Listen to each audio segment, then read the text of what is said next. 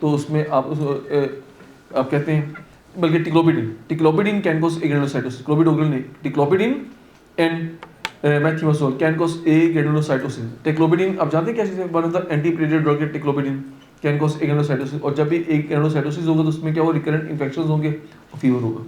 तो जो भी पेशेंट टिक्लोपिडिन पे हो या आपके मेथिओसोल पे हो, और उसको बताना है कि जब भी आपको इन्फेक्शन हो, फीवर, तो आप फ़ौरन आपने मेडिसिन स्टॉप करना है, सीबीसी करवाना है और अपने प्राइमरी डॉक्टर कंसल्टेंट से लाजमी आपने कंसल्ट करना है आपने।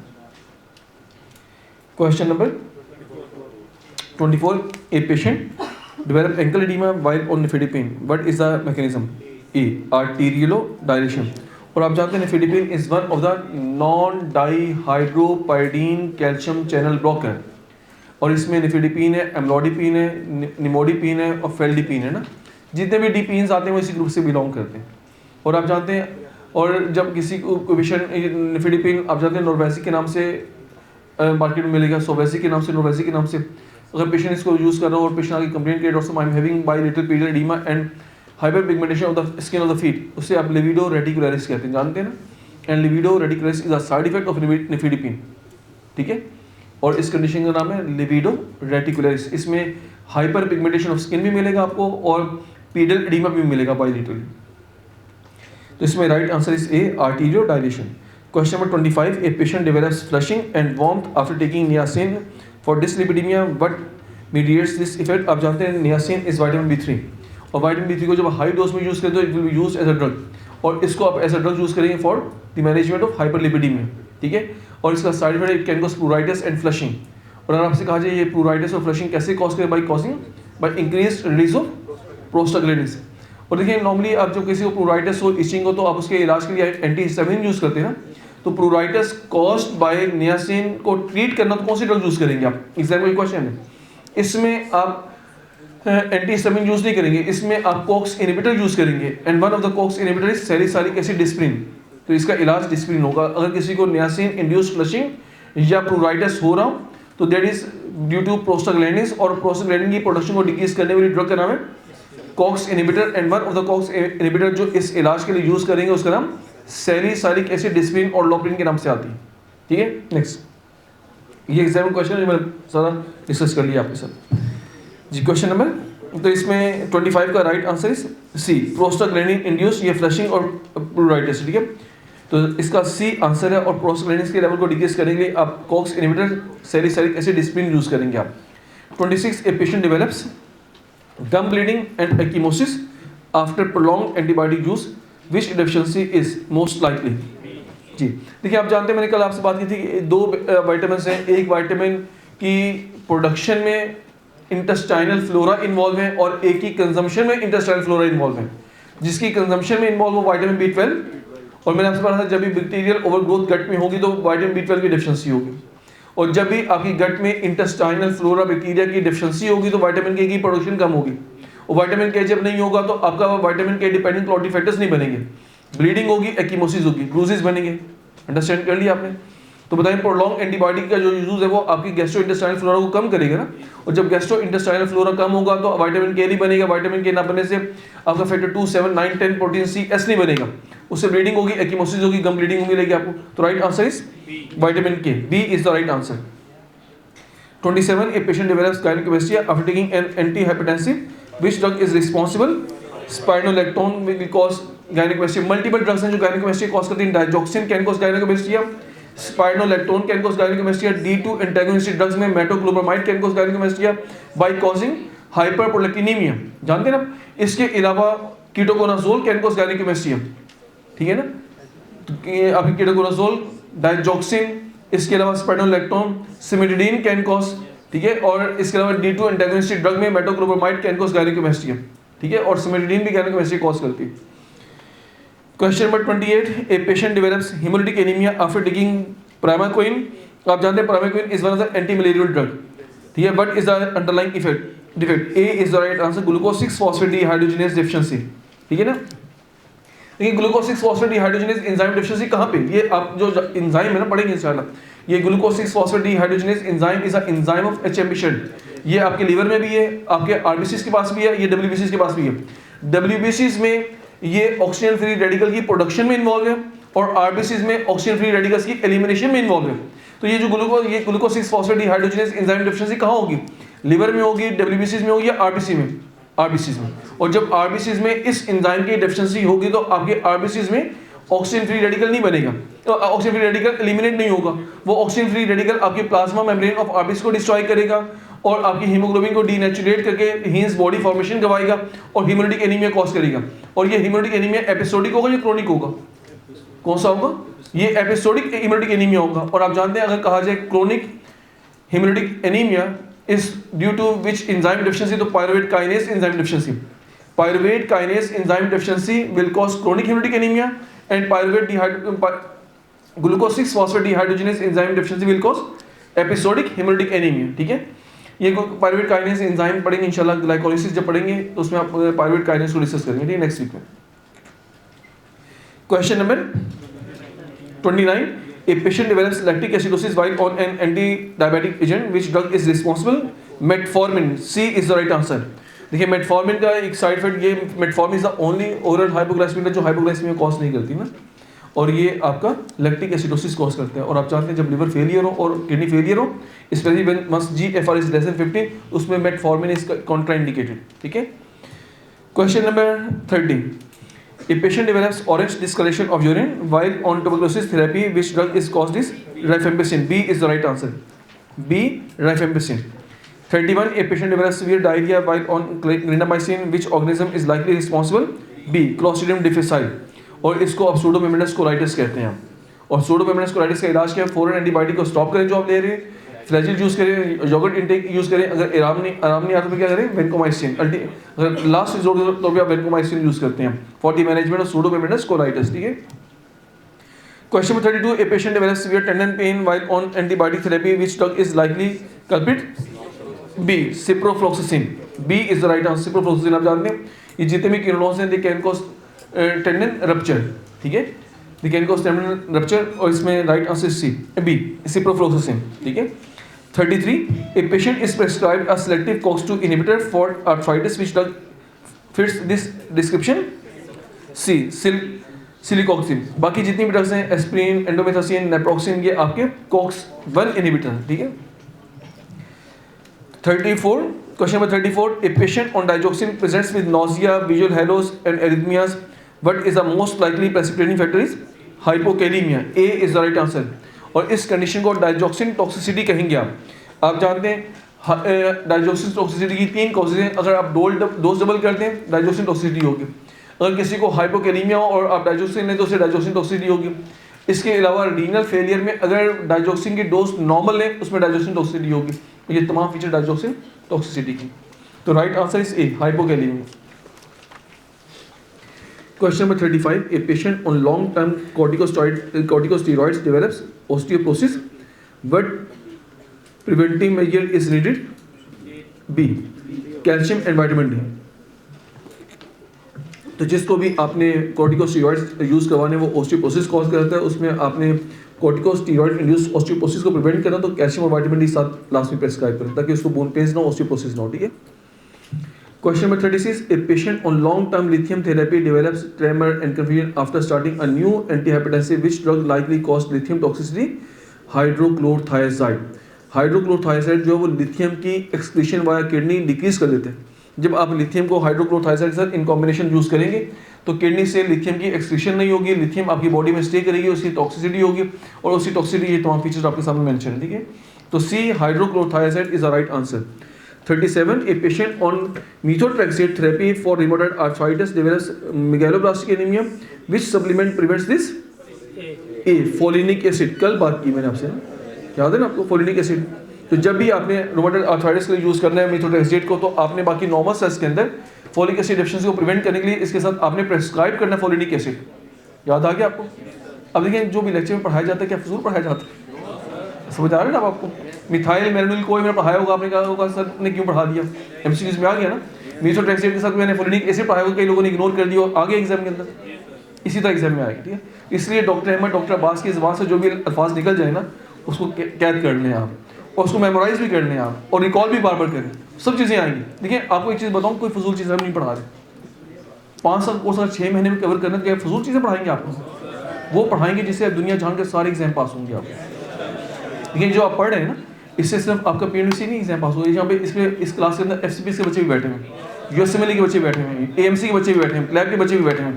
तो ये सारा नॉलेज हर बच्चे को चाहिए, अंडरस्टैंड। और एक चीज़ याद रखें, ये 6 महीने पढ़ लिए ना आपने, अब 6 महीने पढ़ने के बाद दुनिया जहान का हर exam just waste of time, decide आपने करना है। अब नाकामी उसी की होगी जो खुद अपने आप को लेके बैठ जाएगी। अब कोई रोक नहीं सकता आपको कामयाबी से, ठीक है। अब अगर कोई रोकेगा तो आप खुद से अपने आप को रोकेंगे, अंडरस्टैंड कर लिया आपने। अब आपका कोई रास्ता रोक नहीं सकता आपका। जो भी एग्जाम पास करना चाहें जस्ट मैटर ऑफ टाइम है, आप प्लान करें और आप तैयारी करें, इंशाल्लाह आपका एग्जाम पास होगा।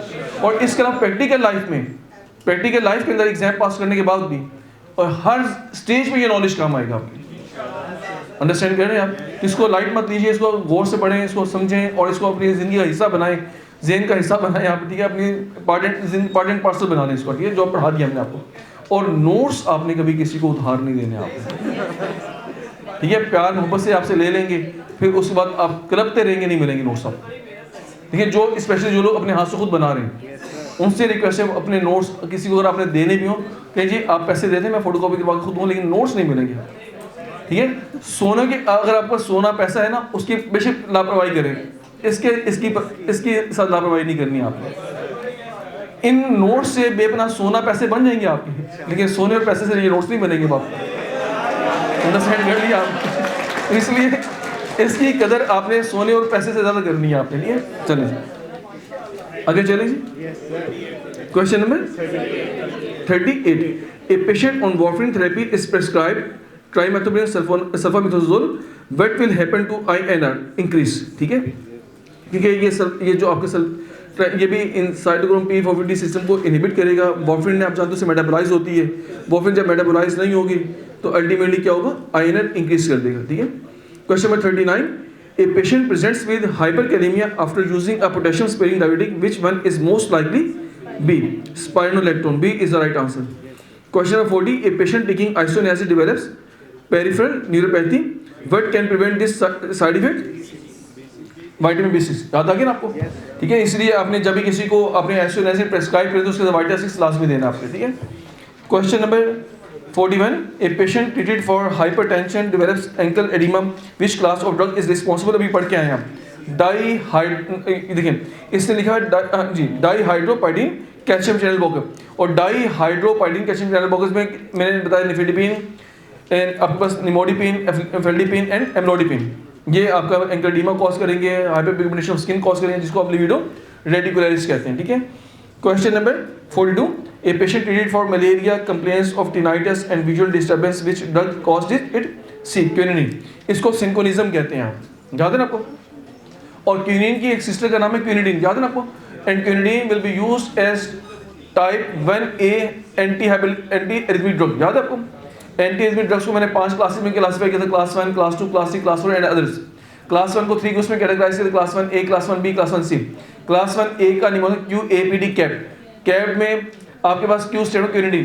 Quinidine is a sister of quinine. दोनों का एक कॉमन साइड में क्या देखते सिंकोनिज्म।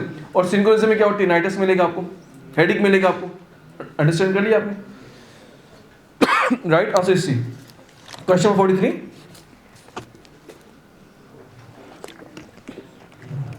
A patient with angina uses nitroglycerin frequently. What adverse effect may develop? A, tolerance. आप जानते हैं अगर कंटिन्यूस यूज करें तो आप जानते हैं इसको जब इफेक्ट आना बंद हो जाए तो टॉलरेंस कहते हैं ना। और टॉलरेंस के ही सेकंड नेम क्या, tachyphylaxis. So as to break the tachyphylaxis you have to stop taking nitroglycerine nitrates at least for 12 hours. 12 घंटे तक अगर इसको स्टॉप कर देंगे तो टैकीफिलैक्सिस ब्रेक हो जाएगा, ठीक है। और जब दोबारा लगे तो इसका इफेक्ट आना शुरू होगा। Question number 44। A patient with asthma and hypertension should avoid with which antihypertensive? Beta blockers, क्योंकि आप जानते हैं बीटा ब्लॉकर्स ब्रोंकोस्पैज्म कॉज करते हैं ना। और calcium channel blockers can be used in asthma and hypertension, ठीक है। एक इससे दो शिकार करने तो calcium channel blocker is the best option, ठीक है। Question number 45। A patient with bleeding gums and poor wound healing in deficient is vitamin C। आज पढ़ेंगे विटामिन सी के बारे में, इसको स्कर्वी कहते हैं। तो स्कर्वी विटामिन सी डेफिशिएंसी में ब्लीडिंग भी होगी और पुअर वुंड हीलिंग होगी, उसकी वजह क्या पढ़ेंगे आज डिटेल से, ठीक है। Question number 46। A patient with glucose phosphate dehydrogenase deficiency develops haemolysis after taking sulphur drug bye A is the right answer, decrease NADPH production. ठीक है, तो जब NADPH प्रोडक्शन नहीं होगी आपके आरबीसी के अंदर तो अल्टीमेटली वो ऑक्सीजन फ्री रेडिकल्स एलिमिनेट नहीं होंगे, उससे हेमोरेटिक एनीमिया मिलेगा आपको। A is the right answer. Question number 47, a patient with marasmus has decreased protein and energy. C is the right answer, protein and energy malnutrition. Protein energy malnutrition को अब marasmus कहते हैं। और एक आपके पास एक क्वेश्चन कोड, मेरास्मस में क्या होगा? मेरास्मस का patient is just like prone. Prone का मतलब सूगा छुआरी की तरह बच्चा होगा, बिल्कुल सूगा बच्चा होगा, हड्डियाँ निकली भी होंगी। और एक ऐसा बच्चा जिसको प्रोटीन एनर्जी मालन्यूट्रिशन होगी वो थोड़ा सा एडिमेटस होगा, उसको आप क्वेश्चन कोड कहेंगे आप। ठीक है, question number 48, a patient with Parkinson disease is prescribed selegiline but is its mechanism of action monoamine oxidase type B inhibitor. B is the right answer. आप जानते हैं मोनोएमाइन ऑक्सीडेज की दो टाइप्स हैं, type A and type B. Type A के दो members जानते हैं, ट्रेनिलसाइप्रामिन एंड फिनाल्जीन। ट्रेनिलसाइप्रामिन और फिनाल्जीन को आप एंटी डिप्रेसेंट कहते हैं, और मोनोएमाइन ऑक्सीडेज टाइप बी इनहिबिटर को आप एंटी पार्किंसन और ड्रग का नाम सेरेजिनिन है। Question number 49, A patient with pneumonia treated with erythromycin develops gastrointestinal upset, the antibiotic mechanism of action involve A blocking 50S सब यूनिट ट्रांसलोकेशन। आप जानते हैं जो आपके एंटीबायोटिक्स हैं उनको 3 डिफरेंट ग्रुप्स में कैटेगराइज किया, cell wall synthesis inhibitor, protein synthesis inhibitor and antimetabolites. Protein synthesis inhibitor में कुछ ड्रग्स ऐसी हैं जो 30S को इनहिबिट करती हैं, कुछ 50S को। 50S को जो इनहिबिट करती है उनमें से एक एरिथ्रोमाइसिन और ये आपके 50S को इनहिबिट करेगी। Question number 50, a patient with tuberculosis is started on rifampicin after therapy. He develops elevated liver enzyme and orange colored urine. Which step of gene expression is inhibited by this drug? देखिए, initiation of transcription। अब जानते हैं transcription से मुराद क्या? Formation of RNA from DNA is called as transcription. और transcription में जो एंजाइम इन्वॉल्व से आप RNA पॉलीमरेज एंजाइम कहते हैं, और RNA पॉलीमरेज एंजाइम को जो ड्रग इनहिबिट करती है उसे आप रिफेम्पिसिन कहते हैं आप। और ये आपकी इनिशिएशन ऑफ ट्रांसक्रिप्शन को इनहिबिट करेगा। ए इज द राइट आंसर। ठीक है, क्वेश्चन नंबर 51, एल्केप्टोनूरिया रिजल्ट्स। देखिए आपके जो एमाइलेशन मेटाबॉलिज्म है उसके डिफरेंट डिसऑर्डर्स हैं, उसमें phenylketonuria, alkaptonuria, branch and ketosis dehydrogenase enzyme deficiency आपके पास है, उसको मेपल सिरप यूरिन डिजीज कहते हैं। और उसके अलावा होमोसिस्टिन यूरिया, ये 4 एमाइलेशन मेटाबॉलिज्म डिसऑर्डर्स हैं, पढ़ेंगे आप इंशाल्लाह। क्या बोले मैंने? Phenylketonuria, alkaptonuria, maple syrup urine disease and homocystinuria. 4 enzyme की डेफिशिएंसी है जो एमाइलेशन मेटाबॉलिज्म में मिलेंगी और डिसऑर्डर्स मिलेंगे आपको। जो एल्केप्टोनूरिया है उसमें आपको होमोजेनिसेट ऑक्सीडेज एंजाइम की डेफिशिएंसी मिलेगी आपको। तो right answer is homogentisate oxidase deficiency. A is the right answer. 52, antibiotic chloramphenicol inhibits. A is the right answer, peptide transferase in prokaryotes. ठीक है, और ये पेप्टाइड ट्रांसफेरेज एंजाइम कहाँ मिलेगा आपको? 50S में। और ये 50S को इनहिबिट करके इलॉन्गेशन ऑफ ट्रांसलेशन प्रोटीन को इनहिबिट करेगा, और ये प्रोटीन सिंथेसिस इनहिबिटर है। ठीक है, chloramphenicol. 53, collagen synthesis requires vitamin C. पढ़ेंगे आप आज विटामिन सी कोलेजन सिंथेसिस में क्या रोल प्ले करते हैं, आज नोट करेंगे आप। ठीक है, next question number 54, conversion of glutamate to alpha ketoglutarate is by. A is the right answer, glutamate dehydrogenase. Glutamate dehydrogenase इस काम के लिए रिस्पॉन्सिबल है।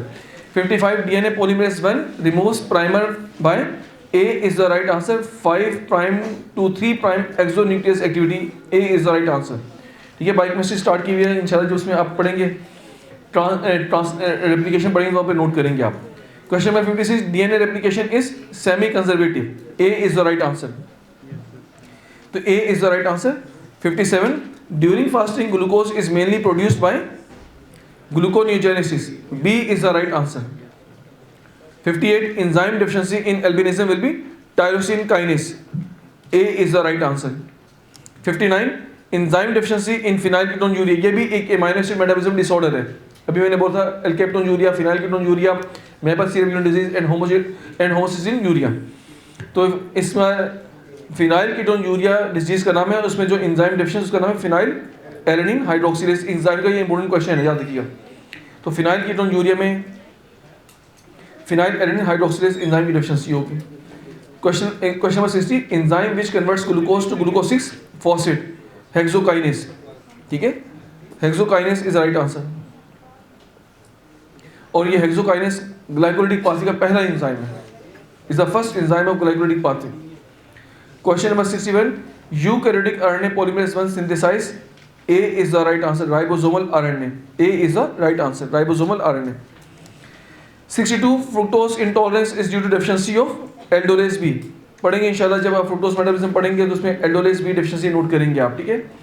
तो एल्डोलेस बी डेफिशिएंसी में cause fructose intolerance. A is the right answer. 63 question number 63, hyperammonaemia occurs due to deficiency of a ornithine transcarbamylase. याद आया ना आपको, यूरिया साइकिल में मैंने 2 एंजाइम बताए थे। पहले एंजाइम का नाम था कार्ब एमाइल फॉस्फेट सिंथेज 1 और दूसरे का नाम था ऑर्निथिन ट्रांस कार्ब एमाइलेज। दोनों को डिफरेंशिएट करना तो मैंने बताया था, एक में ओरोटिक एसिड यूरिया होगा और एक में नहीं होगा। जिसमें होगा वो ये वाला एंजाइम है, ठीक है, ऑर्निथिन ट्रांस कार्ब एमाइलेज, और जिसमें नहीं होगा उसे कार्ब एमाइल फॉस्फेट सिंथेज 1 कहेंगे आप, ठीक है। Question number 64, ketone bodies are synthesised in liver. A is the right answer. 65 ketone bodies are utilized by muscle and brain. A is the right answer during starvation. Starvation के दौरान muscle और brain आपकी ketone bodies को use करते हैं। A is the right answer, ठीक है। 66 Kwashiorkor differs from marasmus by the presence of edema. A is the right answer. Kwashiorkor को अगर आपने marasmus से differentiate कर दो edema, generalized body edema मिलेगा, ठीक है। A is the right answer. 67 Maple syrup urine disease involves defective metabolism of branch chain amino acid. B is the right answer. ये भी एक amino acid metabolism disorder है। मैंने 4 नाम बोले, once again सुन लीजिए, phenylketonuria, alkaptonuria, maple syrup urine disease और इसके अलावा होमोसिस्टीन यूरिया, 4 डिसऑर्डर्स हैं amino acid metabolism के। तो इस केस में ब्रांच चेन amino acid का ये प्रॉब्लम है। B is the right answer. Question number 68, pancreatic lipase requires which cofactor? A. Colipase is the right answer. 69 pellagra, जिसमें dermatitis, diarrhea, dementia is due to deficiency of B3. Niacin is the right answer. A is the right answer. 70 post translation modification includes glycosylation, ठीक है, and phosphorylation, और इसके अलावा hydroxylation भी है। और hydroxylation जो विटामिन करवाएगा उसको वरना विटामिन सी है, पढ़ेंगे आज, ठीक है। Question number 71, reverse transcriptase synthesis. A is the right answer. DNA from RNA। देखिए नॉर्मली DNA से RNA बनता है, और अगर आपने RNA से DNA बनवाना हो तो रिवर्स ट्रांसक्रिप्टेज। और देखिए वो तमाम वायरसेस जो RNA वायरसेस है ना, उनके पास रिवर्स ट्रांसक्रिप्टेज एंजाइम होता है। जब वो आपकी बॉडी के सेल में चले जाते हैं तो उनका रिवर्स ट्रांसक्रिप्टेज एंजाइम उनके RNA सिंगल स्ट्रैंड RNA को डबल स्ट्रैंड DNA